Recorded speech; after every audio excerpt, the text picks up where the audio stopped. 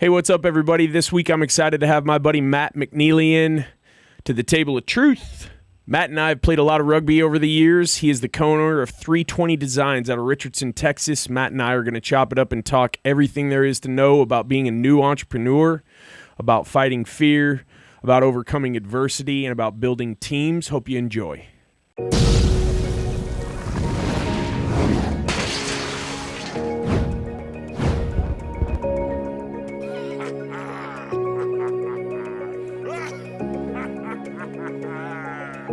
We're live. Matt McNeeley, welcome. Table of Truth. Thanks for coming in, brother. Thanks for having me. How long have we known each other?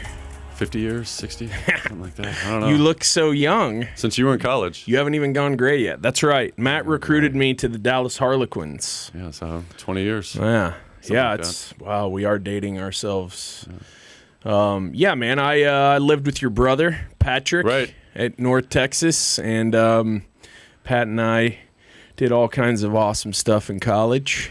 You got to witness some of that. Barbaric situation you guys lived in. It was pretty righteous. Yeah, man. We're Spartans, bro. Yeah. Right. I think Pat actually used the garage at the time. Pat lived in the garage, and one time the plumbing clean out completely overflowed, and so all of like the dishwater. He came home from class and he had like 2 feet of that. And to clarify, it wasn't the garage like redone garage. It was the garage, just closed the garage door and threw Pat in there. Yes, right. And I think I think because I'm contractor Jess, I screwed up a bunch of insulation board across the garage door. Yep. Got to keep Pat warm. I mean, keep Pat warm. Yeah, we're not complete animals here. No, so we go way back. Yeah, thanks for having me. Absolutely, man. I'm glad that always fun. Glad we can make it work. Where did you grow up? Cleveland, Ohio. Yeah, I was born and manufactured up there on the Great Lakes. Manufactured. Like to say that. So I'm a Great Lakes guy. Awesome. Lived there when I was young. Lived in Detroit for a couple of years, and then made my way to Dallas when I was about 4th grade. Okay, yeah. 4th grade. Yeah. Came to Texas. Never looked back. Never looked back. Right on. No, actually, I'd love to get back up north one day, but yeah. But Texas is home. Dallas is home. I haven't left. Yeah. I mean, this is a good place to live. It's a good place to raise a family. Yeah, absolutely. You went to high school locally? Yep. Flower Mound Marcus. Awesome. Yeah. Played a little ball. They're in the mound, a little ball. Yeah, for Q Britton. Football. You remember Q? Oh, old Q. Have you done your research? Q's a legend. Yeah, Q is a legend. No, I used to have an ex-wife who also went to Marcus, so I know all about Marcus High School, bro. I know your ex-wife, yeah. Yeah, you do. I'm sorry about that, but yeah. Awesome, man. So playing ball, having the time of your life, living that Friday Night Lights dream. Yeah, it was fun back then. I mean, Flower Mound was brand new. Yeah. And it was just a good place to live. Seemed like nothing, there was nothing bad going on. I mean, it was boring. We thought there was nothing. Had to manufacture. We found our own fun. Yeah, we had to make our own fun. Absolutely. You know what I mean? I do. Yeah, there's a lot of fun to be had up on Lakes Grapevine in Louisville. Right, yep. Hell yeah. Yep. After college or during high school, did you know where you wanted to go to college, or did the college thing just sort of materialize? How did you end up where you ended up in college? Yeah, I mean, there were a few options I wanted to, I was considering, but really, I mean, to be honest, what drove me there at Texas A&M, fighting Texas Aggie class of '98. Whoop. And and most of my friends were going. We had like 50 people from our class went down to A&M, so it just made it easy. That's cool. And it was a great school. Yeah. Had a good education. Had a little bit of a good time. I think you. A lot of a good time. Is it true you walked on? You wanted to be a 12th man? I tried. Yeah. But I was not chosen. I was not one of the chosen. And you progressed from there to find an even better athletic opportunity. I like the way and what was that? Yeah. I advanced. Yeah, my sophomore year, my roommate, Dave Goss, who you know the great. I do. Dave Goss. Shout out. Downtown What's Dallas, up, David Goss. Downtown Dallas. Roy G. Biv, Dave Goss. Yeah, he dragged me to rugby practice one night, and that's kind of fell in love.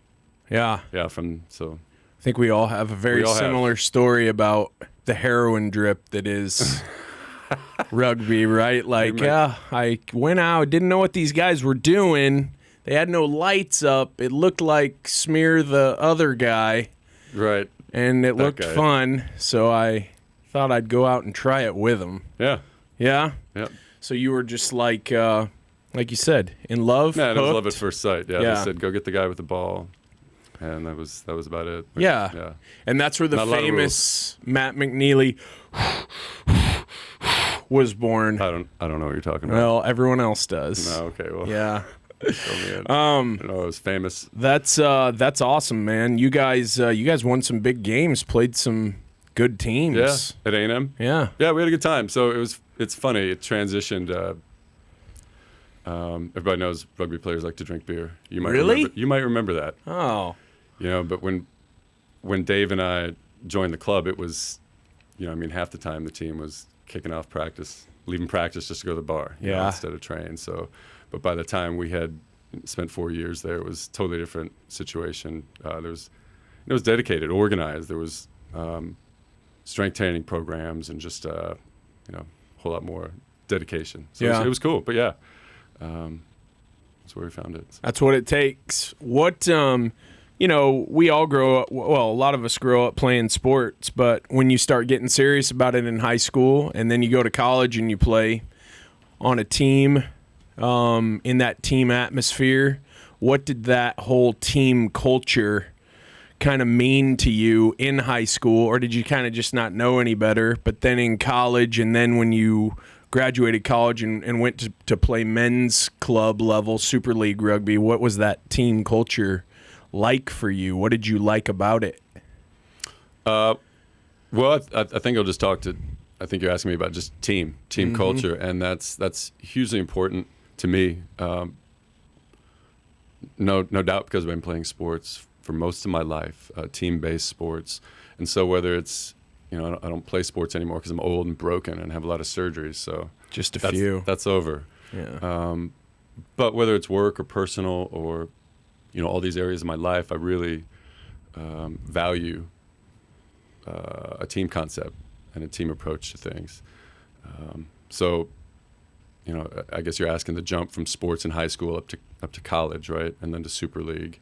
It's hugely important in a game like rugby. You can't have individuals out there playing as individuals. It's got to be a group, and without the group, you lose, and that's just not fun to do that a lot. So, just the learning to be able to communicate and cooperate with other people and support other people and be encouraging when shit's not going the right way.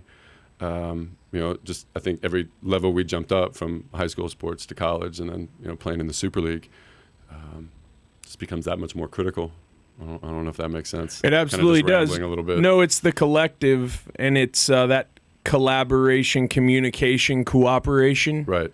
That if you once you're done playing sports, because you can't anymore, like you and me, because we've put our orthopedists' children through Ivy League schools, the two of us, with as many operations as we have. But you get out of that and you start making direct correlations to life, especially business life, and you see that, I've always had that kind of pie in the sky idea that, hey, maybe I could make this work on my own, if I worked hard enough, and I've tried it that way.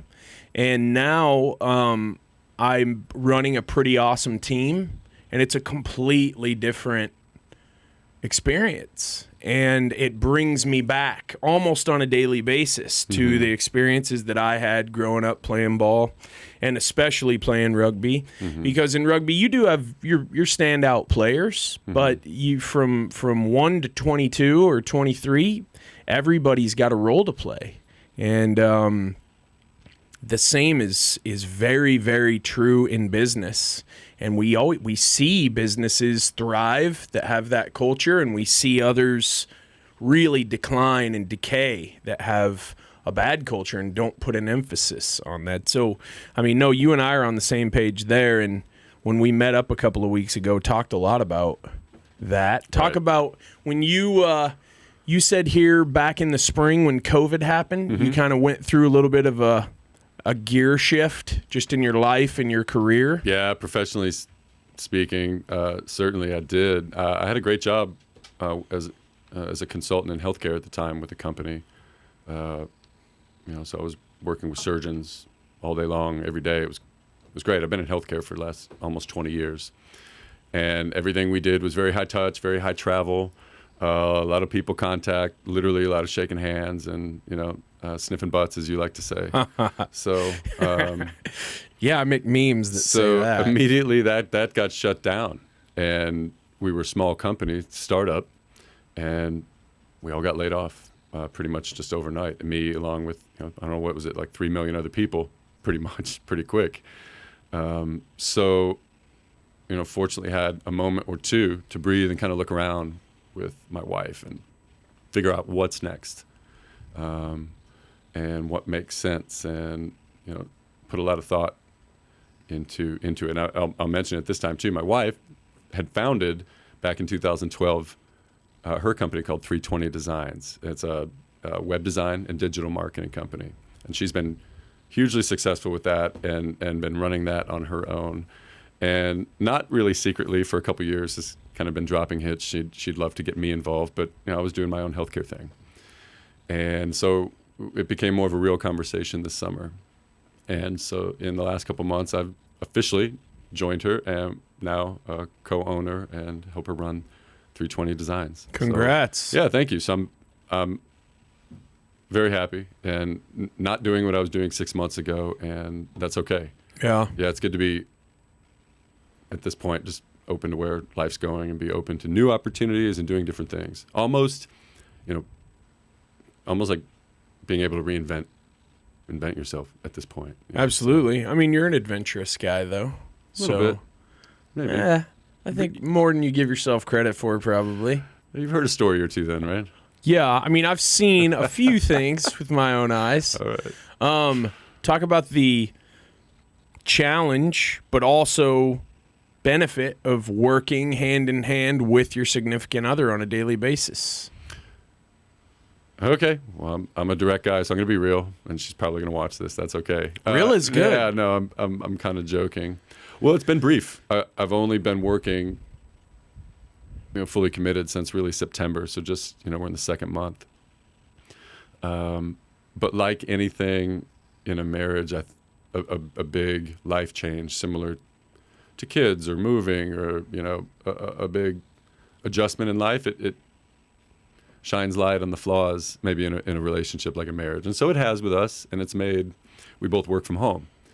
We also live at home, and we have breakfast at home, and we sleep at home, and we do laundry at home, and we work at home. And I mentioned we work at home. And you've been quarantined at home. And that's really it. It's the quarantine. So, and she's great. She's fine with that. So it's not a struggle for her. It's a struggle for me. I'm going a little crazy. Well, you were in your previous careers traveling a lot. Yeah, I moved a lot. Out, saw a lot of people. Moving around, driving around, social, flying around. Right. Yeah, you're a social guy. But really, aside from that, our communication, our interaction has been fantastic. It's not been perfect, but I really want to give her credit because she's making more of an adjustment than me. She's been running her show by herself for a long time, and she's got a team and people, but it's her show, and she's accountable to her. And now that's different. So she's adjusting more, and because she's open to learn and adjust and do things differently, it's working, quite honestly. That's awesome. Yeah.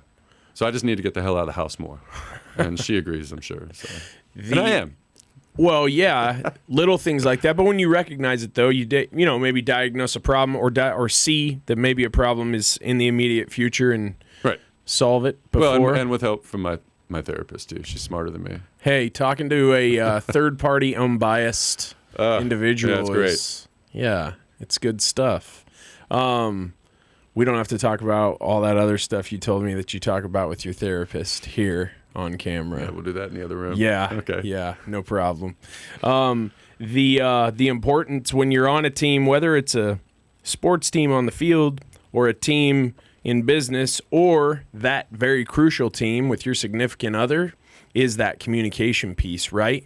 Because when people don't know what you expect and you don't know what they expect, then everybody just ends up lost, pissed, frustrated. The communication piece of you guys working together, are you planning out schedules and setting goals together and stuff like that? Yep. Yeah, we have a calendar. We're literally having planned business meetings, which I admit is strange to do with my wife, but we're learning. But we have to do it because otherwise life and work and everything just blends together, and it's, mentally it's not good for us. But we're absolutely setting goals. We have to, and are looking at numbers. Okay, if I'm going to join the company, that's great and fun, and now we can all work from home, but now we've got to go generate more money and more services to pay for me, right? And so that's just the reality too. So we've absolutely got financial targets and all the fun accounting, absolutely reporting that we. Yeah. What did your experience in corporate America? What did you like and what did you not like? And I would imagine maybe the not like is a longer list. But are That's there a good things question. that you can put your finger on there? My finger? I'm going to put my finger. Yeah, I think I can. That's a really good question. What I liked about it was kind of some of my comments earlier too. Just whether it's a big corporate or small corporate, there's still a lot of people around. There's just a natural social interaction, communicating, talking with more people, seeing more people, and most everything is team-based. It's hard to be a true Lone Ranger in a corporation, and I think by nature it's not even the way it goes. So it was a real easy atmosphere to work in with team, and again, just there's always natural leaders, and so trying to determine which situations you're a follower in, a leader in, and just having to make good interpersonal decisions, interrelational kind of right choices. So. Yeah. The Sounds things kinda that no, not at all. It did. But the things that you did not like, that maybe when those things would come up, you'd think, man, I would really like to run my own thing someday. And when Right. I run my own thing, I'm not going to do this. What are those things? Yeah, a lot of that's just come with time, I think. Yeah. Not so much a fault of big corporate America or working for a company or the man. I'm not opposed to that. I love that. And I didn't ever have too much of a grind with it, other than maybe just, some cultures. That was really my only grind is, if the culture's toxic and it remains toxic, that's hard to stay in. But I think at this point, I'm just, I don't want to have my destiny that much in somebody else's hands, or at least that much out of my hands. I don't know how you want to visualize that. I've learned that today, I believe it's that stability is. I don't think it's real. I think it's a bit of a facade. Yeah. And I'm not blaming anyone for that, but I just think it's something I bought into, and I think a lot of people buy into this. I got to go get a paycheck at the company around. Well, that's a great way to make a living. Go for it. But I don't think there's any today for me at the ripe age of 32. I'm lying about that. Just having my experiences and been where I've been and done what I've done, I feel I have as much stability making my own way and making the outcome look as much like I can make, how I want it to look. Yeah. Rather than waiting on someone else. And really, truly, I'm tired of making other people rich. And if not rich, just making them a lot more money than I'm making in all that work. Yeah. So happy to lean on my skills and my ability, and certainly my wife's at this point too. Yeah. Right. You're not selling your time to somebody else anymore. Right. Your time is yours, and with your time, you are able to then shape your vision and the vision of your baby, your company. You know what I'm talking about. I've been watching you do it since college. Seriously. Well, it's taken a lot of turns. The ebbs and the flows of running your own thing are things that when people are, not running their own thing, they kind of look over and there is this grass is always greener, But when you are running your own thing, there's never any time off. Right. Unless you carve it out, which is super important to do, because being unbalanced is awful and it's not sustainable. Mm-hmm. But yeah, man, the whole, hey man, the success of this venture rises and falls with the effort I put in today. That's a different feeling. I've never felt the other side. So that's why I'm asking you, how is your mornings, your eyes open? You didn't hate your career. Right. No. You know, you didn't hate it. No. There are some people who do. They fucking, dude, get me out. I mean, I met with a guy, I kind of consider him to be a bit of a mentor, although, you know, I'm really challenging myself to find and meet with people who are more established and older and have different perspectives because I've tried my own way for so long. And I am very independent, and that's good in some respects, but it's not in many others. Are you headstrong? Just a tad. Really? But you, and he, man, everything the way he runs his operation now, everything that they would do in corporate America, he does the exact opposite where he's at.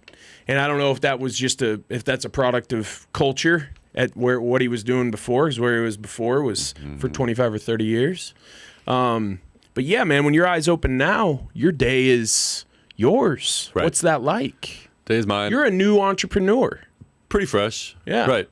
Yep. I feel like this was never my goal, but really I feel like my path has made it very natural to be here now, which I like. I forget the question you just asked me. Well, repeat the question. Your days are different now. Oh, yeah.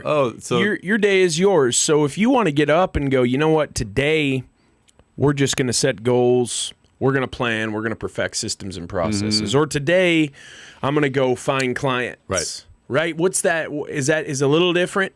It's different.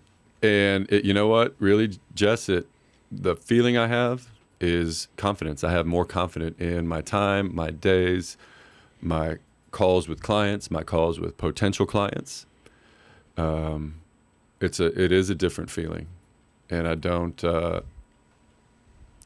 I use the word control carefully and cautiously because I don't have a lot of control in life. I think I do. But as far as the things I can control in work, I'm okay with that. I'm happy having my hands on that now. Absolutely. Do you feel like that increase in confidence has a lot to do with your increase in autonomy? Sure. Now hey man, this is my idea. I'm going to go chase this down. Not, I got to run this up the flagpole through middle management to get approval before I can implement this. Right. And I just, I've had some wonderful jobs. So looking back, there's no job I would bash, no boss I'm going to bad talk at all. You can. Oh, no, I can. But it's just, that's not how I walk. And there really isn't. Right into that camera. Just gonna. And yeah. Just get somebody right there, right? No, but the fact is, I feel I think I can just do it better than some of the people I've worked for at this point. And that's not a knock on them. I'm just saying it's where life is now. And I'm really excited to have the autonomy. Like you said, it's setting goals. So sure, I'll be on the phone with a client at 8 o'clock at night or talk to a doctor who I still do a lot of work for doctors, building fancy websites. There you go. And, they like to talk on the weekends and at 6 in the morning and at 9 at night when they're not seeing patients. That's what we do. You know your work never stops unless you intentionally turn it off. You can't just wait for it. And, the work-life balance is hugely important to Andrea, and it certainly is to me. So we have the autonomy to say we're going to go on a 12-mile hike tomorrow and take the day off. But, we got to make, as you know, that work doesn't go away. You got to make it up. Absolutely. And you got to keep the machine running. So it's just nice to be able to have that freedom. Yeah. Yeah. When you were, following that career path, getting promotions or getting recruited to different jobs, different better jobs. Did you ever have these ideations about I do want to be an entrepreneur, or did you really never really consider that as being something that would, like, maybe you'd follow this career path through to retirement and then move on to through your golden years of life? Or is it something that always in the back of your head, you always, man, I want to write a book. I want to start a little side hustle. Right. I think it was, deep inside my thick head, not out in the open where, thought was happening or anything. But I just wasn't really, I never felt totally satisfied picturing myself just, working at a desk until I was old enough to want to retire. And, I don't know. That never really grabbed me a whole lot. So I think, my walk has prepared me for this. And I've watched a lot of people, you, my wife, my ex-wife, a lot of people in my world who are on, have done their own thing and started their own business and successfully run it. And so I've not been blind at all. And I think, timing's everything, right? Absolutely. And so this is a good time. You have an ex-wife too? I have one too. All it's right, going to be the man. only one I have. Congratulations, brother. That's There's awesome. Hey, you've never really lived, so you've gone through a divorce, man. It's a party, isn't it? I mean, I drank my way all the way through mine. It was an absolute party, brother. I recall that, Jess. I'm glad you're drinking water today. Yeah, thank you, buddy. Me too. Cheers to that. Yeah, man, absolutely. Cheers. The cool thing about running your own thing is it's your own creation. Mm-hmm. It's like a child in many ways. I don't have any yet, but you do. A couple of tall ones. I got dozens of kids, man. Yeah. The Sean Kemp of the rugby world, Matt McNeeley. Not true. But you, it's your own creation. It becomes whatever you put into it. It's almost like art. Mm-hmm. What is your creative process like? Like, are you before you lay your head to the pillow at night, are you jotting down a bunch of ideas that might jump in your brain? So, like, I know my brain's really, really active, and I got to get ideas or to-do lists. I have lists going all over the place. I text them to myself, new line, list. I heard you, yeah. What's your process like? These days, Jess, I have to intentionally turn it off at night after, not necessarily at dinner time, but at a certain point, because my brain will run all night and I won't sleep, and I get pissed when I don't sleep, and I'm an asshole, and so I need my sleep. Yeah. So I found it's better for me. I start my days with some meditation and just an intentional time to quiet my head and not think about anything, but think about nothing for a bit. And it sounds weird, but it works. And so I can come back from that and I think it just clears the mind for me. Yeah. It allows me then I can focus on the tasks at hand, right? And I'll prioritize and all that fun stuff. Do you wake up more excited now just because the possibilities are endless now that Absolutely. You're running your own deal? Yeah. It's exciting to wake up and to wake up whenever I want, as early as I want or as late as I want, right? And it's usually pretty early, right? And but it's my thing, my time, right? Now, and it's easy. You've always been into artistic type things. I mean, you've strummed the guitar and done some things like that. Well, it's true. Yeah. I mean, true. I'm not taking any, I'm not taking any skin off you there. It's Mm-hmm. true. But the building of a business thing, do you find that really taps into your artistic kind of your creativity side? A little bit, sure. Yeah, because we get to create and design pretty things for our clients, whether it's a website or just a new logo, or put together their monthly newsletter marketing campaign, email blast. There is some visual creativity to that, and the thought process is getting creative on, how do we market your high-end audio-visual services and connect with the people you want to connect, and compare to what have you been doing? It's clearly not working. That's why you're talking to me right now. So what do we have to do that's new and different and problem solve? So it absolutely taps into some of that. Yeah. We don't have like finger painting sessions and kind of that creative, and although maybe we should do that with the right client, right? Yeah. Okay. Maybe you could video that when you do. Oh it. yeah, I'll text you. Yeah, well, I'll send Ryan and Sekou over there, and they can video you. Right. Or we'll come out for a day, and we'll shoot a bunch of Day in the how-tos life of finger painting with and the creative McNeeley. entrepreneurial process. Well, I mean, as a new entrepreneur, the challenge, you've probably already been against some of the challenges. Hey, we got to make payroll. Hey, we got to go track down clients. I mean, this is a weird economic climate we're in too. What's the biggest challenge that you've encountered in your, this origination, this beginning part of your entrepreneurial career? Gosh, I guess the challenge has been trying to grow the business at a quick enough rate to absorb me. Right. Quite honestly, I mean that's just direct, and we've been successful, but it's been a challenge. We've already got a good book of clients who are have produced, and we have long-standing relationships with them, and we have to go add more services and find brand new clients outside of that set. So that's been a challenge, and this is boring, but even more tactically is just getting things like accounting in order and getting things cleaned up and accurate in my head around the books and finances, and like you said, chasing payroll. Yeah. I am on payroll at the company, right? And my second payroll we had to chase down and figure out, and it was, okay, it's a great start, right? But that's reality, and that's okay. There's no direct deposits when you own your own deal, bro. Yeah. It's got to go in if it's going to come out, Yes. man. Yeah. Yeah, that's a tough one. But it's all good. We're rolling with it. That's awesome. Yep. Tracking down clients, I know you guys have a pretty impressive client list. Are you picking up clients usually through word of mouth and referrals and things of that nature?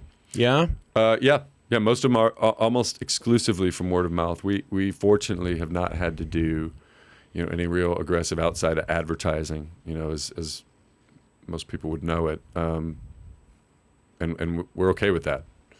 We love getting referrals. That's the best way to do business, I believe, or the best way to get business. 100%. And we do it because really the company Andrea has built is legit, and she does what she says she's going to do, and builds good relationships. You've probably heard the term know, like, and trust. It's a term Frank Kern, I've used it in my past. It's not something I've invented, but it is something we apply. And so on a call with a new client, for example, I'm not trying to, I'd love to get a sale. I'm not going to lie about that. But I know before I can get a sale, and I'm usually pretty open and direct about it, we just have to have a conversation, Mr. New Potential Client. Right. And I know if you don't have any kind of connection with me, do you know me a little bit? Is there enough connection to trust my word? And quite honestly, do you like me? Is there any kind of chemistry? And if some of those aren't there, that I can't even help, it's not going to work. But we focus on really that idea, and valuing our clients, getting to know them, their story, them kind of getting to know us a little bit as people too, right? To that concept. So she's done a great job with that, and we just try to keep that rolling. And fortunately, I've had great success with referral business. As I said, we have some long-standing clients that have used us for years and years and years, and they're happy to tell their other entrepreneurs and small business owners about what we do. That's legit. Yeah. In no other part of life is it more apparent that your integrity is on the line every day than when you run a business, because you're taking people's trust when you take their money. And if you don't deliver what you told them that you would deliver, you lose any authority, integrity that you may have had. I think, that's part of having a good team around you. Mm-hmm. Hey, man, if I'm tired today, you'll make my tackles today. And if you're tired tomorrow, I'll make yours for you. Mm-hmm. And together, we're never going to miss a tackle. And that's how we're going to win. Well said. And that's the true culture of, hey, man, all of our asses are on the line. That's the cool thing to me about a team culture business is, hey, if we all don't bring the lunch pail to work today and put it in, this thing's not going to make it. And that's got to be different than, hey, and I'm not saying you've ever done this, but I know I have lots of friends in corporate America who, hey, Wednesday's a mail-in day for me. It just is what it is, but that direct deposit's hitting every 14 days. Mm-hmm. Now, man, I mean, it's on the line every day. Is there a fear factor for you now that you're in business for yourself at all?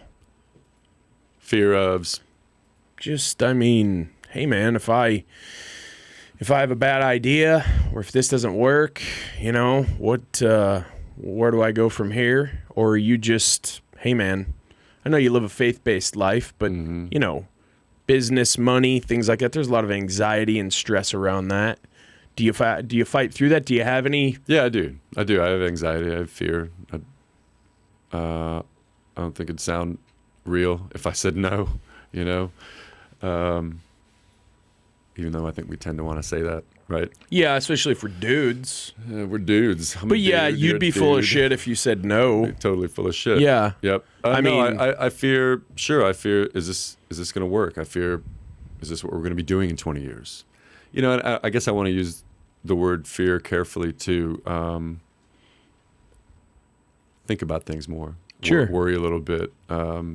Definitely. Have some sleepless nights, but you know, it's okay. I like being able to wake up and go make my own hay. Truly, it's been fun to watch you too do your thing, and Thanks, bro. yeah, like you fought through adversity before, and I said that on purpose. Adversatility. You watch the ticket. You listen to the ticket Here and there. Yeah, you all day, every day. 1310? Yeah. All right. 96.7, brother. Shameless plug. Ticket. Dallas. Awesome. I don't even know what we were talking about. We were just talking about fear, fighting through fear.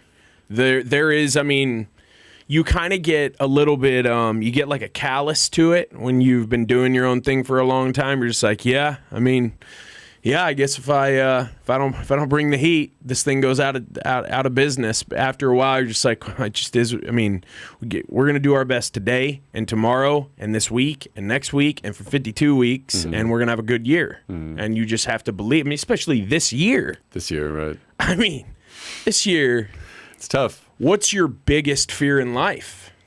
Ooh, biggest fear in life. Yeah, Dr. Phil time, bro. Man, my therapist would be so happy with me right now. Yeah. I'd say fear of failure or fear of rejection. Yeah. That's even a little more vulnerable. Sure. Just being rejected.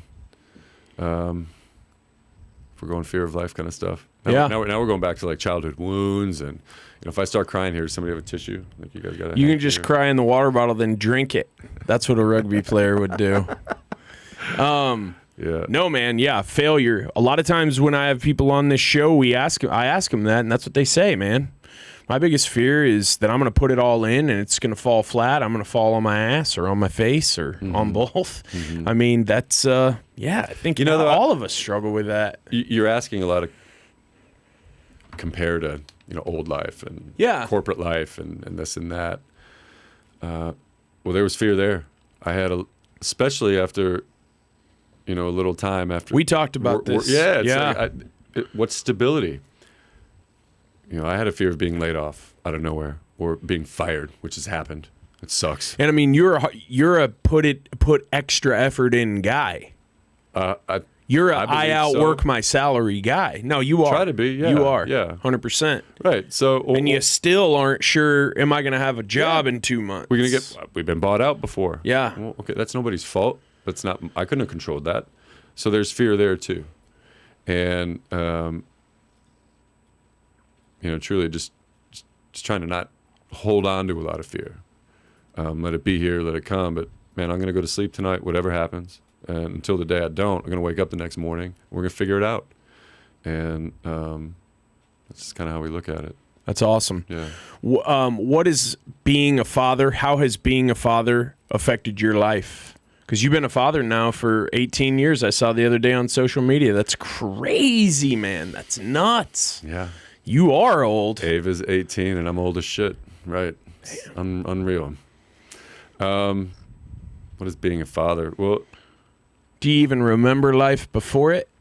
It doesn't feel like the same life. It feels like a different life. It really does. It means everything. That moment, every priority I had in life changed.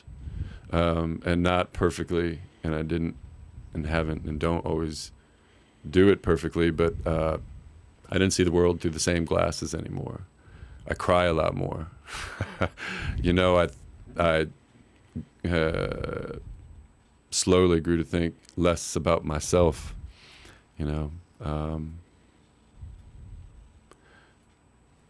My God, I could go on and on. Yeah, no, I can only imagine.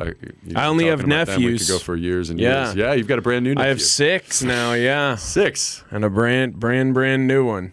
No? Yeah, I have 6. Yeah. It takes 2 hands to count that. It does.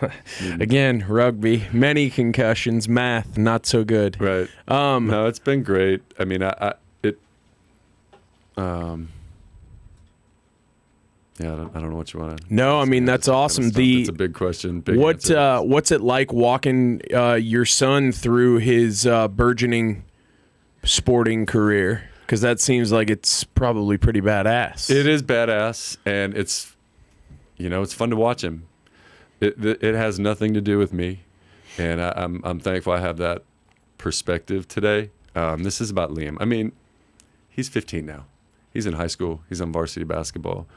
This isn't about parents anymore. But he is. You can still be proud. I've been watching him. I'm so proud at how because I don't even know if he knows it, but how he plays ball now and how he carries himself and is an example to his teammates and all the things that go into it. I've seen him doing it since he was 6 and 5 and 4 and however old he was when he, started having the ability to play sports, and he did as soon as he could, I promise, and he's only in 9th grade right now. So, there is no promise about tomorrow, right? But his path is really fun to watch. That's awesome. So watch some J.J. Pierce basketball. Yeah, I got to come to a game because I bet he's out there walking around with that famous McNeeley chip on his shoulder. I tell him he's got a little rugby on the inside. He's all basketball on the outside for sure. Yeah. Yeah, you don't just you don't make way when the other guy's walking at you when you're getting ready to set up a play. No. Just kind of throw a little shoulder in there just for good measure. That's good. He's run a player. He's not afraid of contact. There we go. Right. There we go. That's what I like to hear. That's awesome, man. No, I'm sure that becoming a father gives you a different perspective than you even realized it would. Mm-hmm. When it was approaching. It does. It changed the way I looked at my parents all of a sudden. Because just have that viewpoint now. What, a little more patience for them and empathy? I think appreciation of your poor parents. My poor parents raising me and my brothers, right? Yeah, I was going to say you only and had your to live brothers. You only had to live with one of my brothers. Yeah. I had to live with both of them. I lived next to the other one, though, you for did. 2 years. Brother Tim? So, yeah. Got me distracted again. Sorry, bro. What was your question? I was just saying, you said that, being a father gives you a different perspective about your own parents. And I said maybe patience and empathy and appreciation grace. for what they did. Yeah. The things they were saying to me and trying to teach me that most of it bounced off my thick, dumb head. Yeah. Not all of it, but a lot of it. But it comes back. It was... it's a cool perspective to have kids. And now, especially right now with Ava turning 18, I'm not done parenting her. But really, when she graduates high school in a few months, in this weird year, she's gone. Yeah. She's doing her own thing, and it's her life. And I'm parenting her then from much further distance than I get to parent her from now. And so that's looming on the horizon, too. So it's, Yeah. I guess it is what it is. Yeah, it's man. Fun, though. I wouldn't trade a day of it for anything. She's got college in her sights, I imagine. Yeah, she does. She's going to go to college. I think she's got Duke on her map right now. Wow. She's a smart little lady. You better go sell some more accounts, bro. I got to get to work. Talking about selling accounts, tracking down clients, what's your follow-up process like with a client? I mean, I know and I get it. Know, like, trust. Mm-hmm. When I walk my guys through, I'm like, man, we sell in a very competitive. Well, first of all, it's a very competitive marketplace here in Dallas-Fort Worth. But my restoration construction space is super competitive. So what are we going to do to set ourselves apart? And one thing we do is communicate our ass off. Mm-hmm. How do you follow up with clients? Are you Do you have a set process there, or do you kind of read and react? It's a little of both. Actually, we're implementing new processes and taking a look at what do we want to keep doing in 320, because what she's been doing for 8 years it's working, and I don't want to, Sure, just because I have a different idea, change it. It's her company, right? And but we want to look at what we're not doing right too, and so we are changing processes. But a lot of it right now is read and react. I'll tell you, the overall driving principle or process would be, I would say web design is fairly competitive world. Maybe not like yours, but we're not the only ones. Oh, it's pretty competitive. We're not the only ones. So out is there to do it. SEO, man. Right, SEO especially. We're real upfront, very direct about rates in our packages. I just want to be transparent, so people don't feel like, well, what else are you not telling me? That's always a turnoff to me. And so I know right up front, or potential client would know right up front that she may think, okay, you can't afford that, or that's not the package I'm looking for. We need other bells and whistles. It just whatever it is, or they have a friend that does something else. But I approach new clients and follow up in an attraction versus promotion concept. And we're all out there selling, and there has to be a level of promotion, and I have to go do the work and ask for business and go, have conversations. But I don't want to beat people's ass about it. And I'm over that. That's just not where I am today. And I want to pursue it. And I'm going to pursue you and chase you until I realize you don't want me pursuing you. And that's okay. Like, I accept that point, that it's okay. And so I put you into a bucket of real loose contact. Keep you on our email list, maybe text you a couple of times a year, and just no hassle. Get to know you, ask about your kids. But I don't have that's just where I'm at today with it, I guess. So that to answer your question, I don't have a 1, 2, 3, 4 step process really. Oh, you read and react. Yeah. Other than we do track all of our prospective clients in CRM, but it's much more read and react. If there's not a know, like, and trust, I had a potential new client call a week ago. Actually, the same day you and I met. Really? Yeah. And it was a bad fit, man. I mean, it was just not the right shoe for the foot. Right. And I knew it immediately, and I think this guy knew it. And doesn't matter why, but I sent him a very nice estimate and the quote he asked for and follow up, and I didn't expect him to respond, and he has not. And I'm good with that. That's not a client I'm going to go chase down, because there is zero know, like, and trust. Yeah. There's zero connection. Right. It would be a bad experience for the client, ultimately, for us too, and not worth our time. My time, is better spent elsewhere. Most definitely. Yeah. How do you balance your emotions when, trying to keep an even keel when you lose an account that you really wanted, that you went hard in trying to win? I think, man, I'm going to answer. Did you think I was going to ask you, how do you balance your emotions and keep an even keel in general? It's badass. I really thought we were coming to go play paintball, man. I don't know what we're doing here. We were going to sit down and talk, man. Yeah, I know it's not what you want to do, but just do it.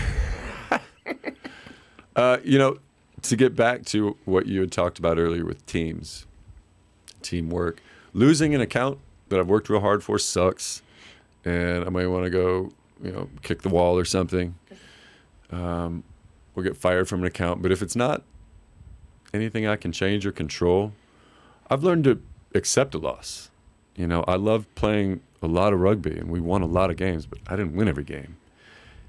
And did we ever beat Omback? I don't think we ever beat Omback, did we? I don't know. I think we tied them once. So some bummer losses for sure. Not everyone chooses to learn those lessons, but my parents and sports taught me to you're going to have to learn to lose. You don't have to learn to like it. You don't have to want it. You don't have to be happy about it.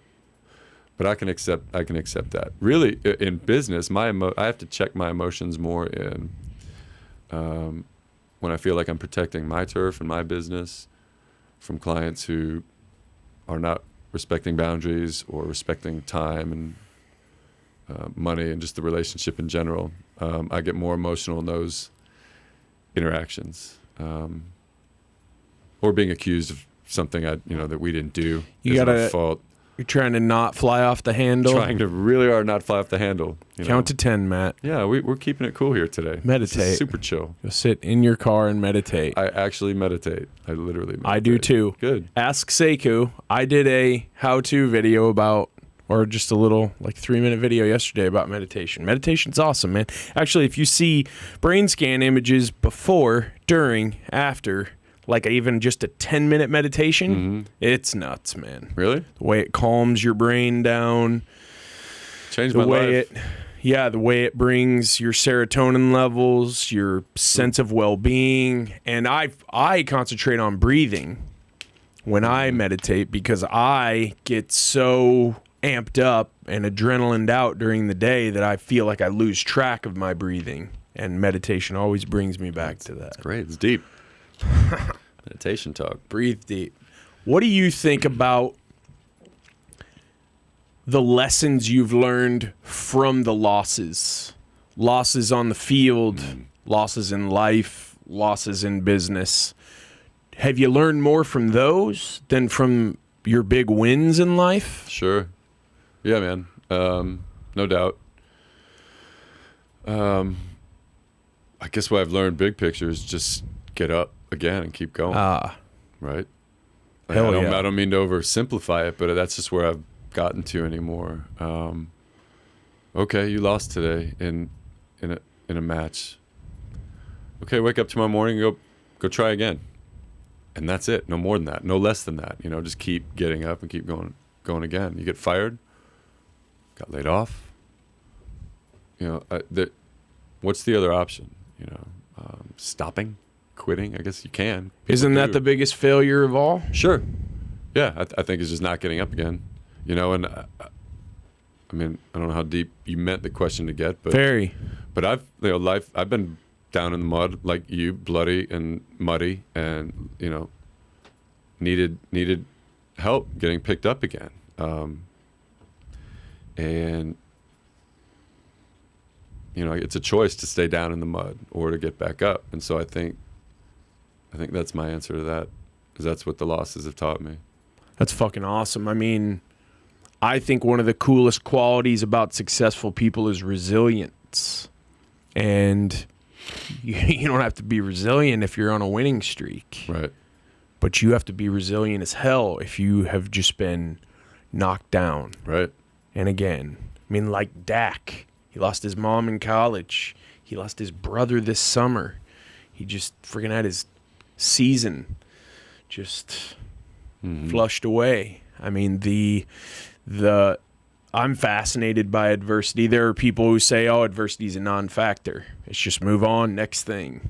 And I really feel like, and I wax eloquent about things sometimes, but I really feel like if you can actually change your mindset to where when something bad is happening to you, you can flip it around and figure out the angle at which it becomes something good. It'll change your life. Because glad you see it that way. There's so many things about life that are completely out of our control. Whatever happens on November 3rd, we all get one vote. Beyond that, not much we can do. What happened in February and March, who the hell saw that coming, man? And the sit back, the wait, the reactionary way of living life is just so, I don't know, man. It's just, it just withers away the soul. But when you're living intentionally and hey, I'm going to put myself out there. I'm going to start a business. I'm going to shift on the fly. I'm going to be entrepreneurial. I'm going to do whatever it is that I'm going to do, and I'm going to do it, and I'm going to do my best at it, and whatever happens. And if it doesn't work, it doesn't work. Try again. Get up. If I wake up tomorrow, I'm going to go 100 miles an hour tomorrow. And if I'm going to crash, I'm not hitting the brakes first, man. I'm hitting the gas. Because there's just no way, there's no other way. Just because life is here to beat you down in any way if you let it. Like you said at the beginning, the amount of control we have is way overrated in our own minds. Even if we have good perspective about it, we still have less control than we even think we have, even if we have perspective on it. What can you control today? I can control what I put into my body. No. I can control what I do with my body, and I can control how I react to anything that happens to me. And that's about it. That's about it. Words come out of my mouth. What can you control? That my words, that's it. Your thoughts. Not much else. Yeah. We can't even sometimes control those. That's a great thing about meditation, is it's helping you tame your mind. Mm-hmm. So if you can conquer your mind, you can conquer anything. You know, because the mind is there. My mind is very often trying to subvert even my best intentions, even when I don't know it. You know, which is why actually having a third party like a therapist or a counselor go, whoa, you see what you did right there? That's crazy. Why'd you even do that? I don't know. You know? I heard in an AA room years and years ago, and it stuck with me.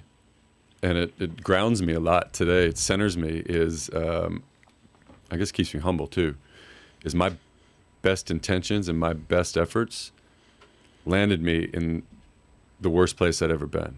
Think about that. Yeah. I wasn't trying to screw my marriage up. I wasn't trying to be an alcoholic. I wasn't trying to lose my job. I wasn't trying to... Those are my best intentions. That was me trying my hardest at what I thought was good. You know what I mean? And so remembering that the doing it alone has not produced good outcomes for me in my past. And, so, whether it's a dorky work-based team, you got to talk about work stuff. It's still team. Don't do it alone, or deeper stuff outside of work, life and personal and relationships, don't do them alone. Anyway. Absolutely. I mean, do you think that the lows in life that you've gone through have given you a perspective you never would have had and the ability to empathize and help other people when you come across them if they're struggling in their lives? Yeah, bro. No doubt. It's the weirdest part about going through major adversity. If you feel sorry for yourself, is you're missing out, right? On, man, this is going to turn into me being able to help somebody who's been through this, who only I could identify with, right? Is that something that you've encountered too? Yeah, for sure, man. I think it's helped get me out of my, when I was young, like high school, junior high, kind of young, I would tell you I was not a selfish person. And I would believe that because I thought I was just pretty badass really in my own little head. But all I thought about was me, if I want to get real with it. And I woke up thinking about me first and went to bed thinking about me first. And I was the only one in the world doing that. No one else did. My friends weren't. My brothers weren't. And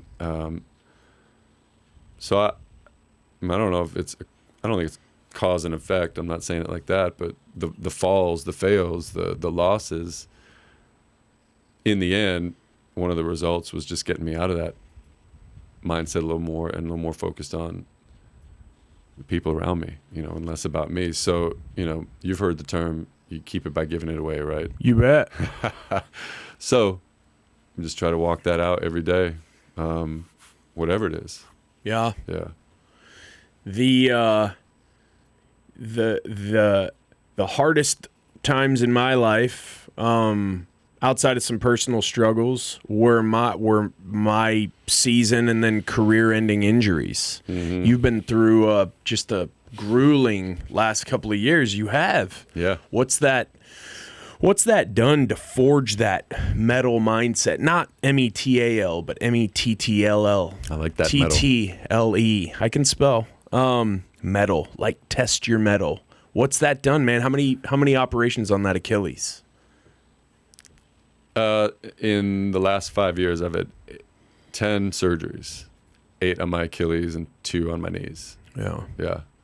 So I was fucking testing my metal. Just a tad? Yeah. I mean, just the, I got to go through this all over again. Yep. Mental piece of that is... That was the thing. The repetition, it was a total mindfuck. Like, go under again and to wake up again and just the whole routine and literally sometimes a couple days back to back. Yeah, it was pretty tough, to get through. And you know what I'm talking about. You've had some hard injuries and some hard surgeries. It's mental as much as it is physical. It is. Really. And, at this point in my life, I'm not trying to make the team, dude. I mean, although ironically I did rupture my Achilles playing for the Quins. Yeah. Yes, you did. About 5 years ago. But that's not what I'm trying to. I just want to be active. I want to be able to walk my dog around the park, go for a trail run, go hiking, without having to get helped into the house, or just sit on the couch for the whole weekend. I'm telling you. And maybe that's just the deal. Maybe that's going to be part of acceptance too. But yeah, it's been a from that point of view, it's been difficult several years. And throughout all that too was just life, like we're dealing with. Not just me, but all of us, like legal issues. I was unemployed for about a year in between there too. We got married. Just a lot of things happening in the middle of all this medical care, and definitely tested my mettle. And it's shaken me too. Quite honestly, I've responded poorly a lot. But you're a human. Yeah, I guess that's true. What are you, fucking Mother Teresa over here? No. You're Matt McNeeley. I don't believe that. So, my last surgery was May. Yeah. Of this year. So hopefully that's the last one. We done. Yeah. Yeah. Or are you just going to cut your leg off next time? I'm not going to do that. Put a wheel from your knee down. Yeah. It looks like a grenade went off. But here's something too. Here's perspective. I can't believe you still wear boots. That's what blows my mind. What do you mean? You wear boots all the time. You got the Achilles deal. They're comfortable. I don't know. Hey, the Achilles healed up all right. Yeah. But as much as I'm going to sit here and complain and say, oh, this depressed me and I had to go see my therapist about it, I'm not minimizing that for me. But there are a lot of people that would love my little Achilles problems and knee surgery problems today. And that's just fact. That keeps me grounded. I forget that a lot. But when I have a pity party, I can just imagine. Yeah. A lot of people love to have, you got that house and that car, how's that treating you? And all your surgeries are so hard, but two healthy your kid's healthy, right? Yeah. You got a wife that loves you, you love her. So you're not dying of cancer? Not today. Are you complaining? I'm not. Yeah. No, the perspective of, we all think that our trials and tribulations are, the biggest ones that anyone's ever gone through, and they're not even close. Well, they're real. They are very real. It's important to talk them through, take the power away from them so they're not beating you down mentally, But yeah, man, perspective's crazy, right? Like, we have it pretty good, man. Mm-hmm. None of us are going hungry. Right. And that's an issue in a lot of places on this spinning rock. Right. And we're sitting here in the AC talking about shit for 2 hours. Our lives must not be that terrible. It's what I'm good saying? day today, though. Yeah, 100%. A little humid, for late October. So humid, man. This sucks. What type of what were you doing to get physical outlet when you're all injured for the last several years? You're just making do, trying to figure out how to. It's been off and on. I work out when I can a little bit, but it's just start and stop, which is really frustrating in my bloody head. Like, can't get any momentum. Right, and then it becomes, I'm feeling fine today. Could I have worked out? Sure, but I'm having surgery in a week. So what's even the point? So when I am healthy, I just tried to do things that aren't real. Like I'm not piling up 300 pounds on the squat rack or anything, right. To go work out. Swimming. Yeah. When I injured my knee about 6 or 7 years ago, and that took me out of running. I just stopped. I didn't, of course, go see a doctor or, do anything responsible with it. I just kind of ignored it. but I stopped running. And it got me into the pool, so I fell in love with swimming for fitness. That's cool. I've always loved swimming, like for fun, and out in the pool and the lake, and well, that's because of the chicks, bro. Yeah. Oh, the chicks. That's the only reason I swim. Totally, is for the chicks. Yeah, the chicks. Man, I got a buddy who was referring. He's going to remain nameless, but referred to his fiance the other day as his chick. That's a little young, but hey, to each their own. Yeah. What about nutrition?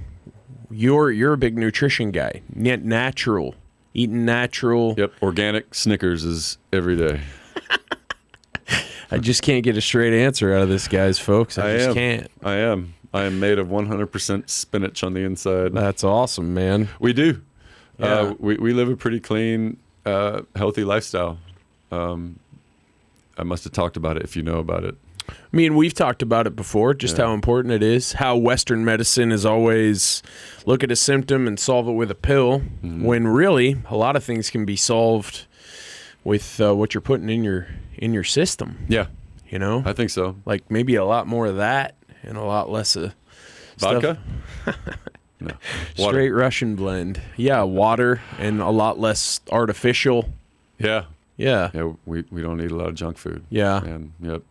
What about your the things in your life that you do that are not maybe family totally or not work totally, like hobbies and passions?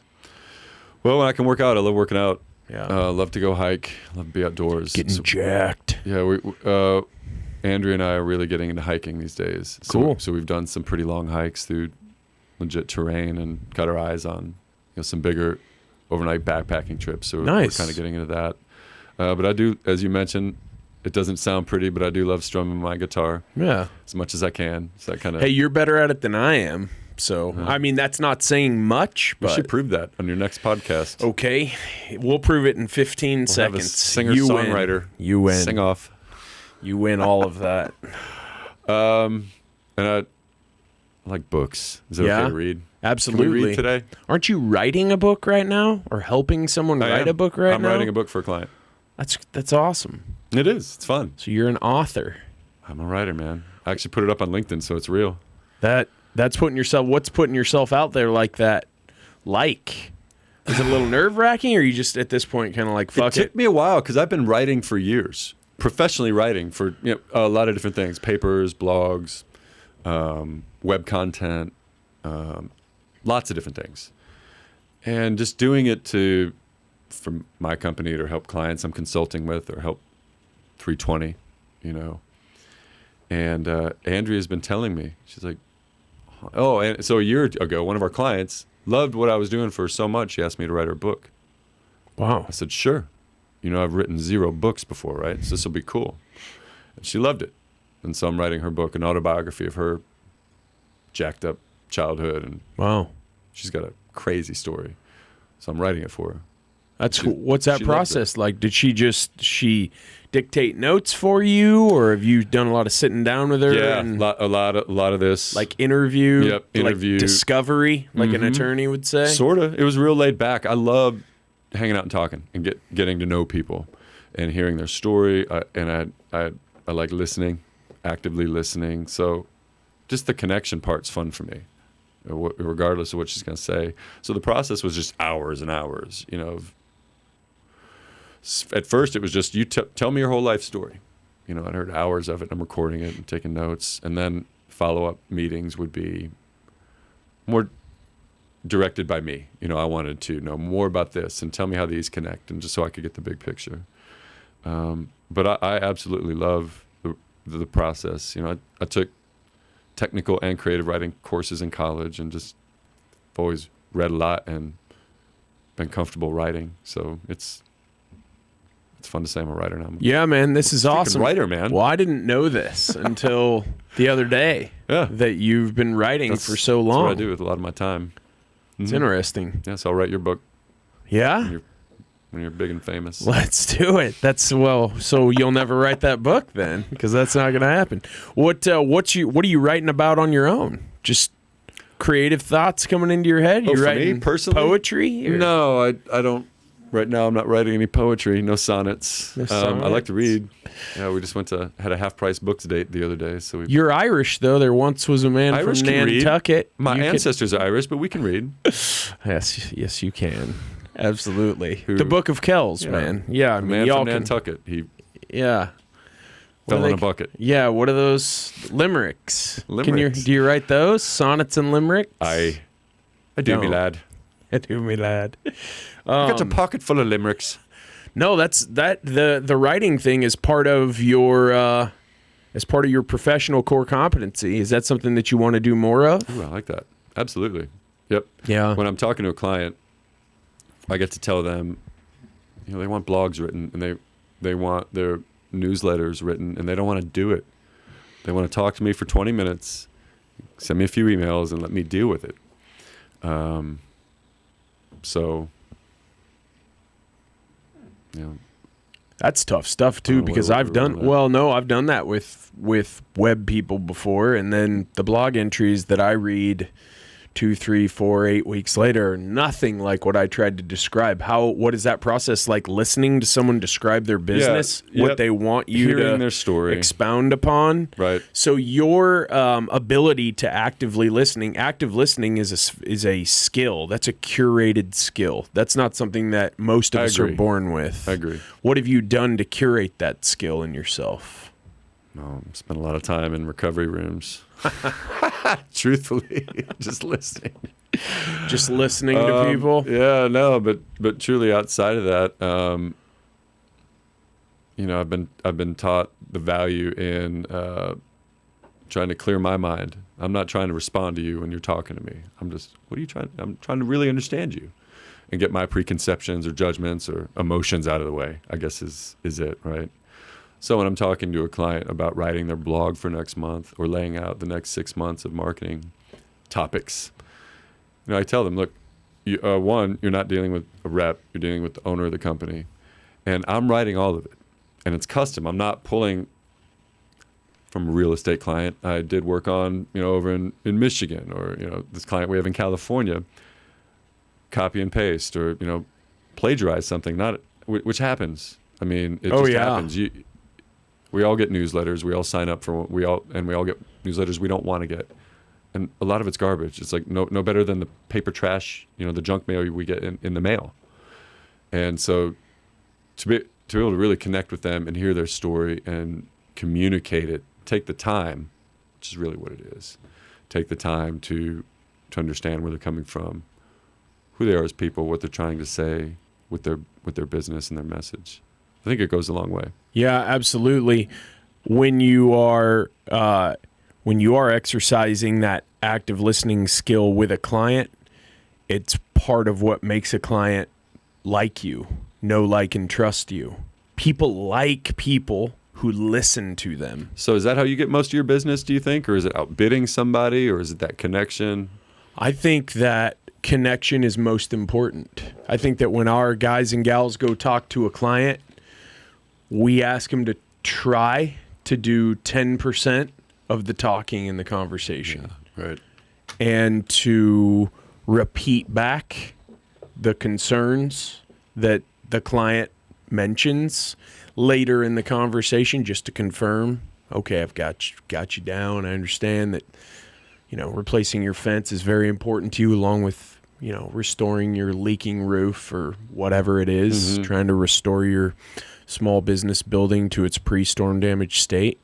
But you could be the most knowledgeable web advertising SEO guy in the world, but if you came right at people and you were a dick and they didn't like you, you'd never sign one client. Right. Even if your numbers were the best, your quotes were the best, your graphics were the best, they'd be like, no, man. Because, think about what you guys are doing is setting up a partnership with someone for the long term. It's almost like a lot of them, yeah. It's like a marriage. It's like a business partnership where if I don't like you, I don't want to I see your phone number on my phone for the next 5 years. Like, if I'm a business owner, I'm thinking about that when I'm talking to you, going, are we vibing? Because I got to vibe with whoever this is, because I'm going to be dealing with this person long term. Like, I can't stand firing people. I can't stand moving on from people. I can't stand starting over. I like to start and build, right, and build and build and build. That's what about you? Same? I mean, you're doing business with people who obviously are being referred to you guys. People who you probably know socially, some of them as well. Sure.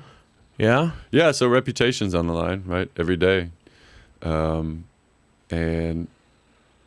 we've got to deliver. So getting to know their business, really understanding them, and that's kind of, it's not kind of our position. It is our pitch, and our position is, we say we're a small boutique style firm because we are. It's Andrea and I, and we have a small team behind the curtains that really don't do a lot of forward-facing stuff on purpose. So being able to make that connection with the clients is hugely important, because they're small business owners too, just like me and just like you, who, I'm fresh out of $1 million bills at the moment. I still have to go out and work today and figure stuff out. Right. And so do my clients. So our packages and rates are all built, to be digestible for other small business owners. And when I can earn, the trust of somebody else who understands, I get it. I can talk the talk. I'm not just a big marketing company with 3,000 clients across the country. Yeah, man. You're in the same boat. Really, you are. You guys are in the same boat as your clients. Sure. And so it's a niche a little bit, but a lot of people target small businesses. It's okay, but we're really finding a comfort zone there and being able to relate. And truly not to get too deep and sales pitchy, but Andrea founded 320 Designs based on a spiritual kind of moment she had. And the whole concept is to, give to people that much more that they expect and deserve, something like that. I'm not going to quote the scripture and the words. I don't know exactly, but the point is to exceed expectations abundantly and with joy, right? So that was a spiritual idea that meant a lot to her. Yeah. And so that's what we do with our company, and we don't do everything perfect, but our clients know that we're in it for them, and they can call us anytime, all the time. You don't get a rep. You get real people running their real business just like you. And we, across all industries, we real estate, cannabis, therapy, medical, retail, online, e-commerce. It doesn't matter. It's about the connection and the absolutely the relationships. And I think that's what you asked me. Yeah, and I think you're describing a value type setup with your clients that's not transactional. Right. Yeah, we have no contracts. I don't want to lock anybody in, because the moment I feel trapped in a contract is the moment I want out, and I don't want my clients to feel that way. It's not transactional. It's that collaborative culture we talked about at the beginning. Sure. Collaborate, cooperate. They're putting their businesses out there. A lot of times, for the first time, these people are putting their business out on the internet, or doing anything digitally, or creating a logo. So it's personal to them. It's highly personal, as it is to you when you're branding and doing work that puts yourself out there. Even business cards mean a lot, and people get very emotional and invested in that process. So to appreciate it and to respect it, and not be dismissive of that, and just kind of enjoy it. My clients know when they call me, I'm going to be just as excited when they say they have a business card order, which we don't make money on that. It's fine. Right. Or I have this 5 new websites I want you to go build. Yeah. It doesn't matter. I'm just as happy either way. But you're treating that business card order like you would treat a 5 website order, not like Vistaprint treats a business card order with everything off-centered and the corners all wrong. That's the point. Yeah, for sure. And that's what the difference in people who really care about their business, you can tell, right? It comes off of them. It exudes off of them when you meet them. Has this COVID thing been difficult, or have you been able to meet people face to face, or do you have to create some rapport over Zoom or over the phone to get started? Not a lot of face to face. Yeah. That doesn't mean we couldn't. Just as kind of as our choice, we've just been laying low, pretty much. As our lifestyle, and a lot of work we don't. We work with clients who aren't local in the DFW metroplex. Gotcha. There was a fly. Yeah, I don't know what's going on. Bloody fly. So I should take a shower once in a while. Really. So I don't do a whole lot of face-to-face contact with clients these days. Both given just the fact that not all of them are here in DFW, and we don't necessarily need to all the time. We meet with the ones that it makes sense for. But COVID's just kind of shut a lot down. Just recently I've started going to coffee shops more and just kind of doing some work outside the house and meeting people and just hanging out on patios and outside like that. But, I don't know how it's affected yours. You still probably got to keep meeting and greeting. Yeah, we throw the mask on and get right down to it. Yep. Construction's essential, and that rain's not going to not fall out of the sky and come into your house or business. So as you guys start to grow, we talked about this the other day, and you start thinking about assembling your own and recruiting your own team and building out your team, because you guys are going to grow for sure. You guys have the makings of something that's going to absolutely blow up. What are you looking for there when you're thinking about, you are in your mind's eye designing the perfect partner to come in and work? I don't say anybody works for me. I say everybody works with me. So as you're designing that in your mind, this person, you're going to bring them in, man or woman, to work for you and with you. What do you see there? What types of characteristics and qualities and values do those people have? I love that question. I thought you were about to ask me what the job description was going to be, which I have no freaking idea. Yeah. So, I really think somebody who's quite honestly been in an athletic team-based environment or a military setting, or just some other. I'm sure there are more I'm not thinking of right now, but somebody who's... First responders are awesome. Correct. Sure. Yeah. That understand teamwork and cooperation, but also drive and determination and a work ethic that not every athlete has a good work ethic. That's not my point.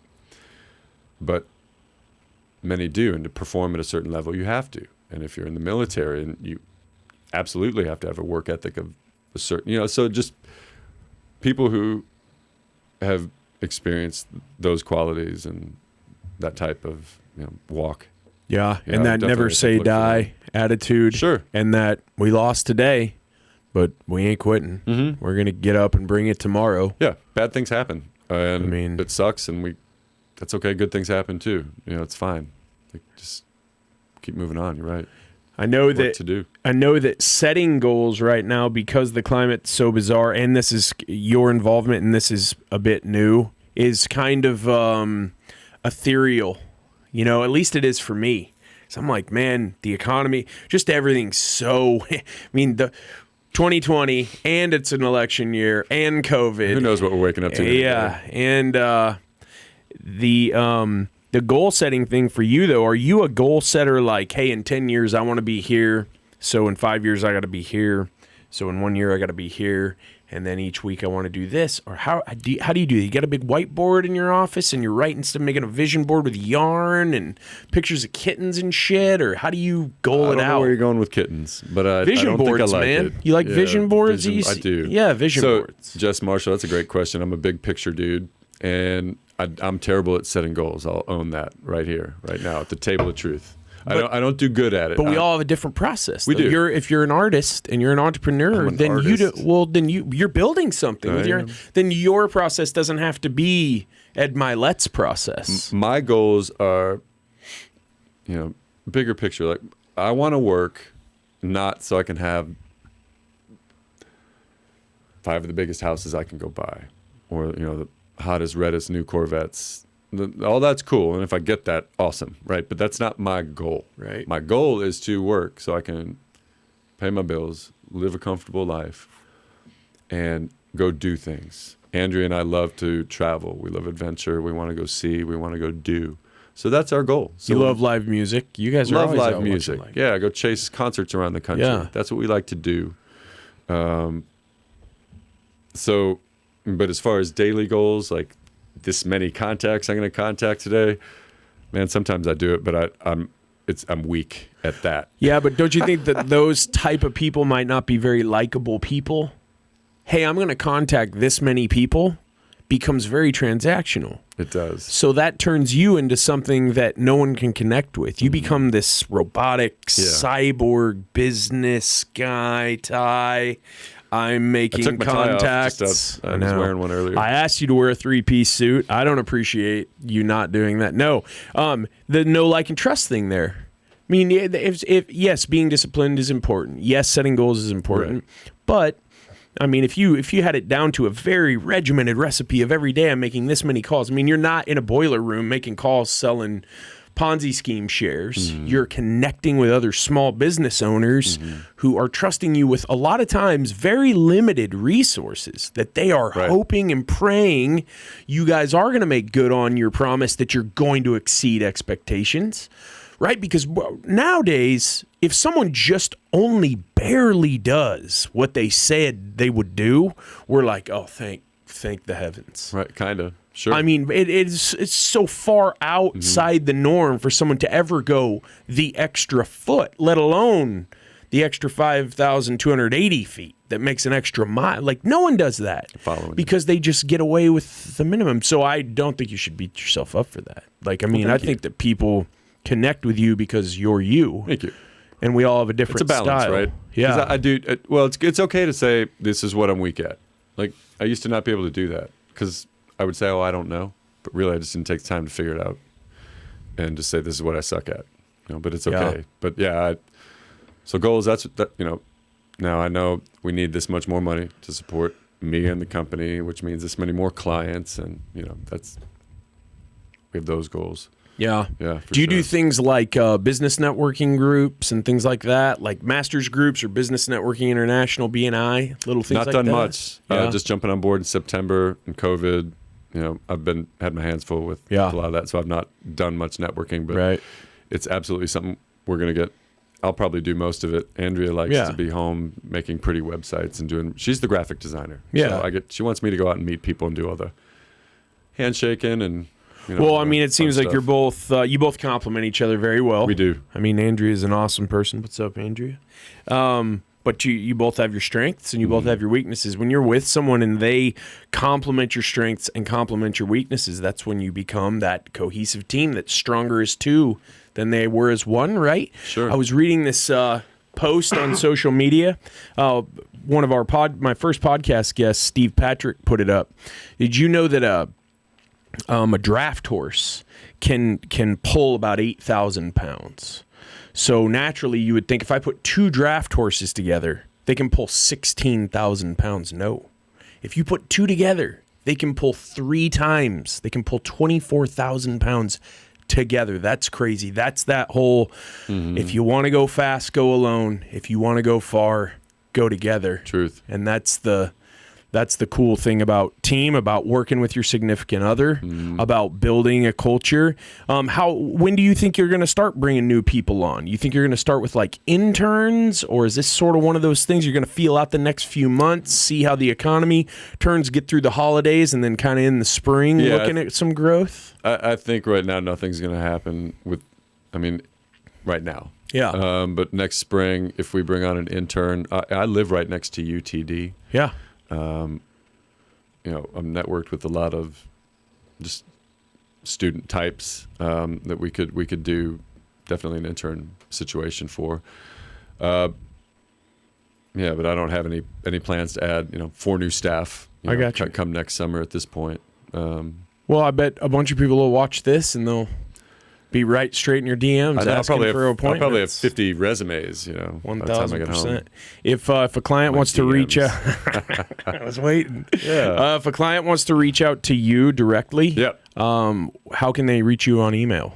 Matthew at 320designs.com. There you go, right to the camera. Matthew at 320designs.com. And if they want to connect with you on Instagram, how do they Matty do that? Whacker. Yeah, you can look me up. Go find me, yo. I was waiting. It's legit. You just set me up for that one. Dude, I appreciate your time, man. Love You're you. the best. Yeah, thanks for having me. Absolutely. This is great. Good stuff, man. Was it? Superstar. Yeah, it was fun. Well, that was awesome. I hope you enjoyed that. Matt's such a great guy, genuine, down-to-earth guy. Hopefully you were able to take something out of that podcast about especially how to close clients by actively listening and about how to overcome adversity by never, ever quitting. Feel free to reach out to me anytime on my Instagram at Jess from the Northwest. I'd love to know what you think about these podcasts, so if you want to drop a note below, I'd love to read.